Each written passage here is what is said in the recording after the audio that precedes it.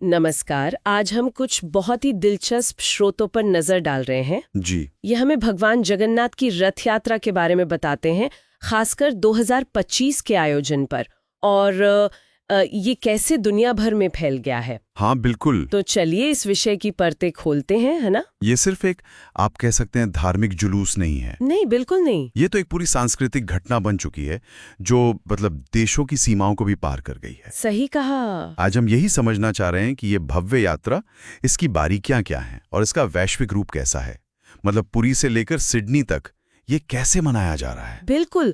और देखिए, ये यात्रा, जिसे श्री गुंडीचा यात्रा भी कहते हैं, इस बार 27 जून 2025 को शुरू हो रही है। अच्छा। और ये चलेगी 5 जुलाई 2025 तक, पूरे 9 दिनों का।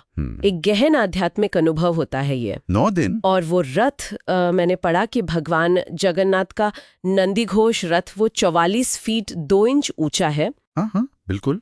और बलराम जी का तालध्वज, वो भी करीब 43 फीट 3 इंच। और देवी सुभद्रा का दर्पदलन, वो 42 फीट 3 इंच।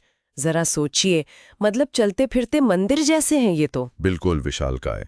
और दिलचस्प बात यह है कि ये सिर्फ यात्रा के दिन का ही आयोजन नहीं है ना? नहीं, तैयारियां तो बहुत पहले शुरू हो जाती हैं। हाँ, मैंने देखा अक्षय तृतीया से, जो 2025 में 30 अप्रैल को पड़ रही है। जी, उसी दिन से रथ बनाने का काम शुरू हो जाता है। फिर स्नान पूर्णिमा होती है। हाँ। और उसके बाद 15 दिनों का वो अनवसर काल आता है। हाँ, जब माना जाता है कि भगवान बीमार हैं या विश्राम कर रहे हैं। बिल्कुल, विश्राम करते हैं। और यात्रा वाले दिन की रस्में, उनमें भी तो काफी गहरा मतलब छिपा होता है। बहुत। जैसे वो छेरा पहरा की रस्म है, वो बहुत महत्वपूर्ण है। अच्छा, वो क्या होती है? उसमें पुरी के जो गजपति महाराज हैं, वो खुद सोने की झाड़ू लेकर रथों के आगे सफाई करते हैं। अरे वाह, सोने की झाड़ू से? हाँ, ये दिखाता है कि ईश्वर के सामने सब बराबर हैं। राजा भी सेवक है। बहुत शक्तिशाली प्रतीक है ये। ये तो वाकई गहरा अर्थ है। और स्कंद पुराण में तो कहा गया है कि रथ पर जब देवता विराजमान होते हैं तो उनके दर्शन मात्र से पापों से मुक्ति मिल जाती है, मोक्ष का रास्ता खुलता है। दर्शन मात्र से? जी। यहाँ एक और बहुत ही मतलब आज के जमाने की बात सामने आ रही है। 2025 में पुरी में सुरक्षा। हाँ, ये एक बड़ा पहलू है इस बार। इसमें तकनीक का बहुत बड़ा रोल दिख रहा है। पहली बार आर्टिफिशियल इंटेलिजेंस, मतलब AI और ड्रोन तकनीक का इस्तेमाल हो रहा है। हाँ, ये काफी एडवांस्ड इंतजाम है। करीब 10,000 सुरक्षा कर्मी तैनात रहेंगे। 10,000? जी। और इसमें NSG commando, snipers, anti terror squad सब शामिल हैं। और वो AI वाले CCTV कैमरे 275 से ज्यादा। हाँ, 275 से ज्यादा AI इनेबल्ड कैमरास ये पूरे रास्ते पर नजर रखेंगे। ये देखना दिलचस्प है कि कैसे एक इतनी पुरानी धार्मिक यात्रा अब इतनी मॉडर्न तकनीक अपना रही है। शायद ये भविष्य में जो बड़ी भीड़ होती है उसे संभालने का एक तरीका है। हो सकता है, बिल्कुल।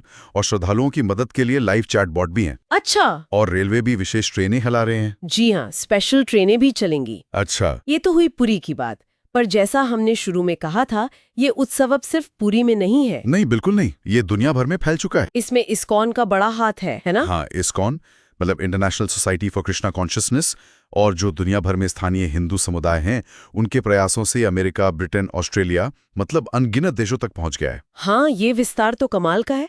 जैसे अमेरिका में फ्रेमोंट, जैक्सन, न्यूयॉर्क, इन शहरों में बड़ी यात्राएं होती हैं। जी। और लंदन में तो हाइड पार्क से ट्रफाल्गर स्क्वायर तक। वो तो काफी बड़ा रूट है। हाँ, लंदन की यात्रा काफी मशहूर है। और इस साल जो खास बात है, सिडनी में, ऑस्ट्रेलिया में पहली बार रथ यात्रा हो रही है। हाँ, ये पहली बार है सिडनी में।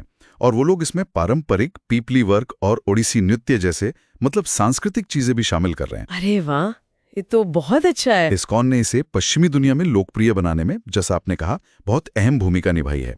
शुरुआत 1967 में सैन फ्रांसिस्को से हुई थी। अच्छा, 1967 से? हाँ।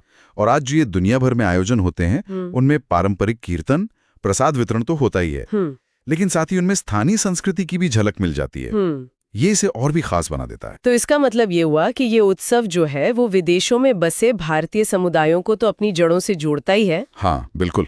पर क्या ये वहाँ के स्थानीय लोगों को भी आकर्षित कर रहा है, मतलब जो भारतीय मूल के नहीं हैं? हाँ, बिल्कुल। ये सिर्फ प्रवासियों के लिए नहीं है, ये एक तरह का खुला मंच है जहां दूसरी संस्कृतियों के लोग हिंदू परंपराओं को और खासकर ओडिया संस्कृति को देख सकते हैं, अनुभव कर सकते हैं। अच्छा, और शायद इसकी सबसे बड़ी खूबी जो मुझे लगती है वो है इसकी समावेशिता। मतलब इसमें सबको शामिल होने की छूट है। हाँ, ये बात तो है। रथ यात्रा में कोई भी आ सकता है, किसी भी जाति धर्म पृष्ठभूमि का व्यक्ति देवताओं के दर्शन कर सकता है। ये चीज कई मंदिरों के अंदरूनी अनुष्ठानों में मुमकिन नहीं होती। सही बात है। और शायद यही खुलापन इसकी दुनिया भर में लोकप्रियता का एक बड़ा कारण है।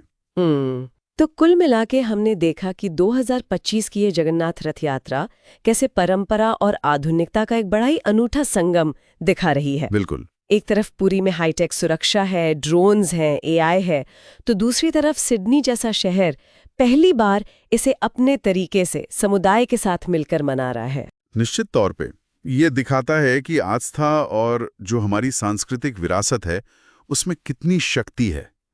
वो लोगों को भूगोल और संस्कृतियों की सीमाओं के पार भी जोड़ सकती है। सही कहा।